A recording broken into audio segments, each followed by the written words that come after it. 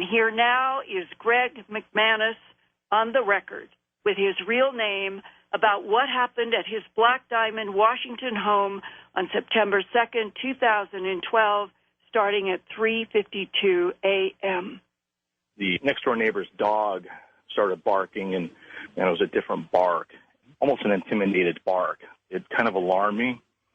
I turned on the outside lights and looked down the driveway. I didn't see anything. So I turned off the outside lights, went around to the front door, and if I walk out onto the porch, I can see the next-door neighbor's driveway and his garage through the trees. And I heard my neighbor tell the dog to be quiet. Normally he'll quiet right down, but this time he was still kind of a growl and a woof and a growl and a woof and didn't quiet down. So I thought that quite strange. And through the trees right across the street over my neighbor's house came this orange glow. And then in just a flash, it became quite bright and started to move from south to north directly over my neighbor's house. It came into a clearing in the trees, approximately 200 feet off the ground, and I would estimate the size of the craft from corner to corner, equilateral triangle of about 100 feet corner to corner. And it consisted of 7 equally sized bright red-orange globes, like a glass ball with a bright orange flame inside, not moving around or anything, just this constant color. The 6 outer globes that made up the edges of the craft were encapsulated in a cage, similar to what you would see the stitching on a soccer ball, hexagonal shapes. And in the center was one of the orange globes that did not have any type of cage around it at all. And as the craft was moving, it was turning very slowly and dead silent. Off the corners of this craft, there was like a soft orange fog or flame, like an energy coming off of the corners as it turned. Things were going through my mind so fast, I just couldn't believe what I was seeing, and it was so close. And off of the corners of the object was sort of a soft flame, or like when you see plasma energy moving off of something, and it's just kind of like this fog. It was this orangey red fog. And the other striking thing about this was that as bright as these globes were, it wasn't lighting up the ground. It was barely lighting up the tops of the trees. At that moment, I realized I have to get my camera. I got to get inside the house, get my camera. I got to wake up my wife so I have a witness. So I ran in the house, woke up my wife, ran into the office, got my camera, went out the sliding glass door into the back onto our patio deck. What kind of camera? It's a Olympus XZ1. It's an advanced point-and-shoot camera that I use to do underwater photography, so I know my camera quite well. And as I got out the door, I'm getting the camera turned on, and the craft was just clearing.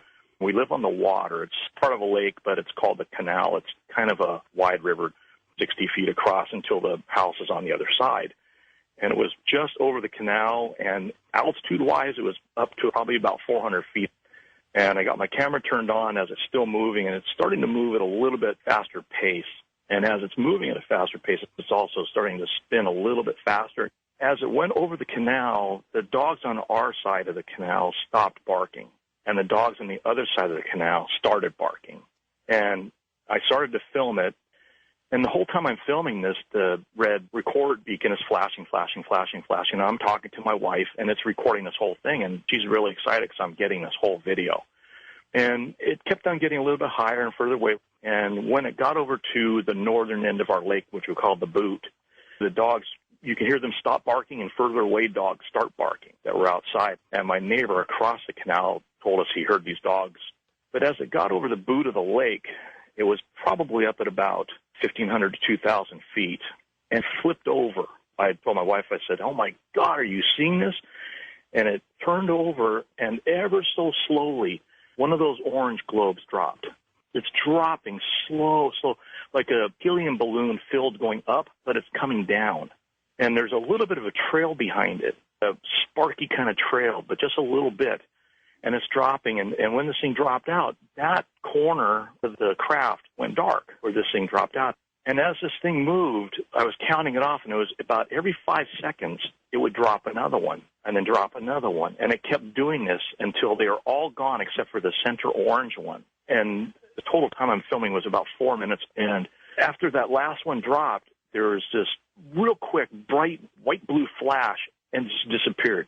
I immediately went inside and took the card out of my camera and put it into the computer to watch it. And it collected 13 seconds of video with no sound. And you should have had at least 4 minutes with sound.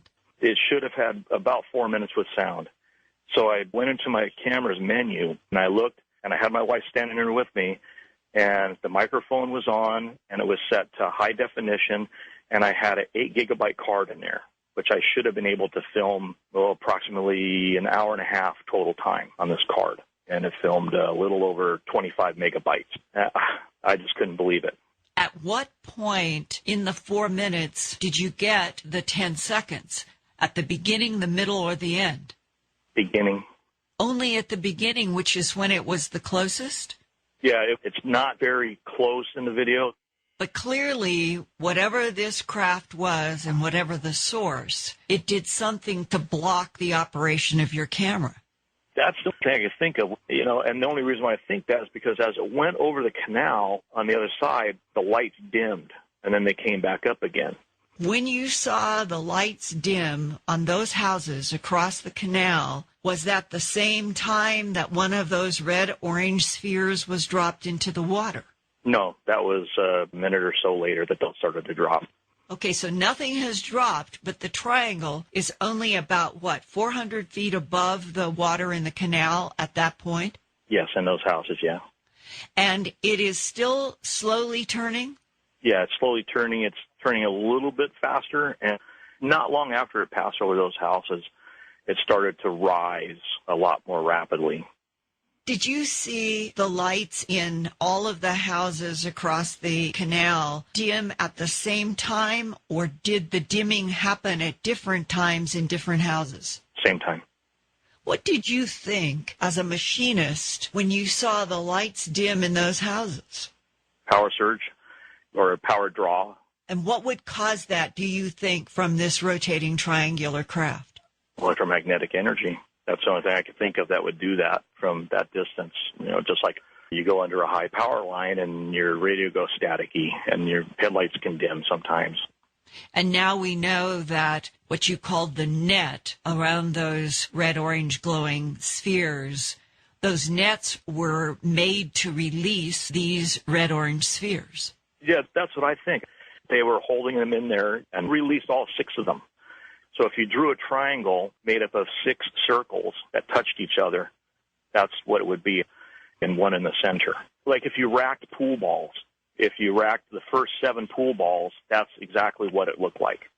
Did every one of the 7 red-orange spheres in this triangle touch each other? There was space between them. They were probably about 2 feet away from each other or so. What diameter? About 30 feet, probably. So these are huge. They're not just like lights. No, they weren't like lights. These were huge. This craft was not small at all. And all 6 of these 30-foot diameter red-orange glowing spheres ended up being dropped by this huge 100-foot diameter triangle down into this lake or canal water. Yeah, because of the distance, I couldn't tell if it was the globe itself that dropped or whatever was glowing orange inside dropped out of it. From where you're watching at your house, you are confident that either spheres or something from those spheres were dropping into the water? I would say the first one possibly dropped into the water, but the craft was moving away. My wife was watching with her binoculars. She said she only saw one of the things drop, but she was watching it when there was just one left. She said, oh, my gosh, there's just a little tiny orange dot now, and then it went boom, and it flashed white, and it was gone. It disappeared. Where does the water in this canal lake go? It's a fairly good-sized lake, and the canal is the outlet. It's known as Covington Creek is what it flows into. There's a fish ladder and a little dam at the end of it by the road, and that's the outflow for the lake. Where does Covington Creek go? Covington Creek flows into the Green River, which flows into the Puget Sound. It raises a question, doesn't it, about what might have gone into the water of that region? Yeah, definitely. And being a welder by trade, I know what ionized metal smells like. It's that metallic, sharp smell.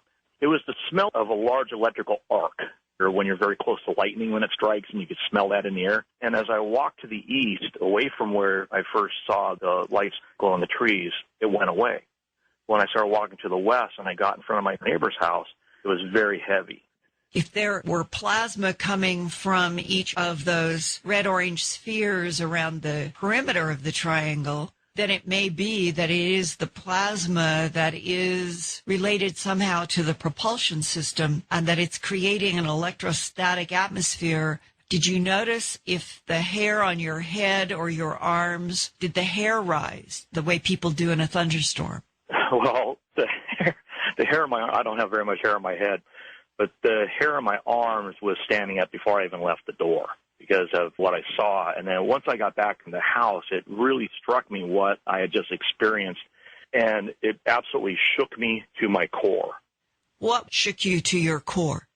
The silence, that it could be right over your house and you wouldn't even know it. And I thought, well, since it was dark out there and then this glow appeared, was this thing stationary in the air? Was there some form of being on the ground, and that's what this dog was reacting to?